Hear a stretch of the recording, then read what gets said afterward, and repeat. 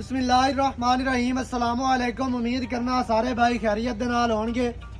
सब तो पहले तारीख है अज 6 दिसंबर बरोज बुध 2023। लोकेशन खास चक होता तहसीलो जिला पाकपतन शरीफ। दोस्तों नूं स्क्रीन ते जिहड़ी मझ नज़र आ रही है पहलन झोटी मूँह दे विचों 4 दंद 4 दिहाड़ियां दी सूई है। पिछे मझ दे कट्टा ब्रीडर बड़ा खूबसूरत। 4 दिनों तो बाद दुध झोटी किलो ठंडा 12 लीटर। आर्डर क्वालिटी दोस्तों की अखों के सामने चेहरा चेक करना है। माशाल्लाह बड़ा खूबसूरत ते बड़ा प्यारा चेहरा। अख सफेद चिट्टी मुछ बग्गी।